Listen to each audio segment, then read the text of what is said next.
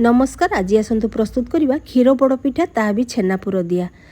कड़े केड़े सुंदर भाव में बाहरी जाइथिला। मु कड़े कौन पत्र दे नथली किंबा बटर पेपर दे नथली, केवल गुआ घी मारी दे बसैथिली। कड़े बहुत सुंदर भाव में बाहरी जाइथिला। कड़े किछि लागी नथिला एवं ऊपर पर्सनटी भी देखंतु बहुत भाव में हल्का नरम एवं बहुत टेस्टी मध्य होइथिला। आपण थरे एपरी प्रस्तुत करंतु। क्षीर पोड़ पिठा तो आपण माने करुथबे, थरे एपरी मझिरे पुर दे प्रस्तुत करंतु। पुरटा नडिया पुर भी दे पारंती, छेना पुर मध्य दे पारंती। एबे चलंतु तार प्रस्तुति प्रणाली केमिति करथिली जणेबी। 1 लिटर क्षीर को मु भल भाव चुली रे बसई मारी देथिली एवं अरुआ चाउल 4-5 घंटा बतरई पिठो प्रस्तुत कर नेथिली। क्षीरटा भल भाव में मरीगला परे मु सेथरे 1 गिना चीनी देई आउ थरे पुणी ताकू आउटिबाकू बसई देथिली। आपण चाहिए क्षीर रे मिल्क पाउडर किंबा कंडेन्स मिल्क मध्य देई पारिबे, किंतु मु एसबू किछि देई नथली। केवल चीनी देई भल भाव में आउटी नैथिली।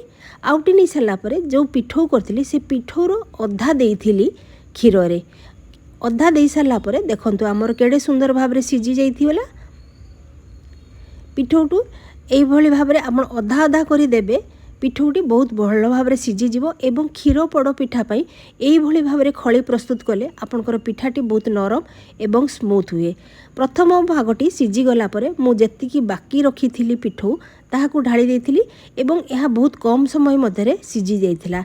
एहाकू मु 2 भाग कर नेथिली एवं 2 भाग करी ढांकी रखी देथिली। काहेकि 2 भाग करथिली मु आपनकू शेष रे जणैबी।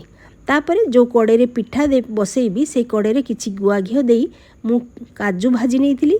एथिरे हमर काजू भजा भी हो जाइथिला आउ कड़ेटा प्री हीट मध्य हो जाइथिला। काजू भाजी मु काढ़ी नै गला परे से घिओ रे मु जो प्रथम भाग खड़ीटा रखीथिली एमती हाथ रे पानी मारी मारी ताकू चापी बसई देइथिली। तापरे किछि मु छेना आ गुड़ को पूर करी रखीथिली। जेमिति मु आपन को प्रथम रु कहिछि आपन छेना गुड़ पूर हो किंबा नडिया पूर हो आपन प्रस्तुत करी रखीथिबे। ता ऊपर मु भल भाव रे देई थापी देइथिली एवं रेस्ट जो खळीटा रहिथिला ताहाकू मु ए पूर ऊपर आउ टिके पानी देई हाथ रे पानी देई ताकू भल भाव रे पुणी थापी नेइथिली।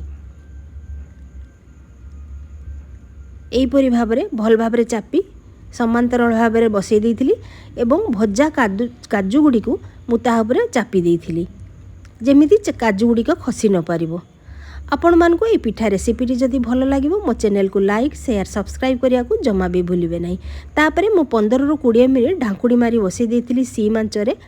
एबे देखंतु हमर क्षीर पोड़ पिठा छेना पुर दिया प्रस्तुत हो जाय।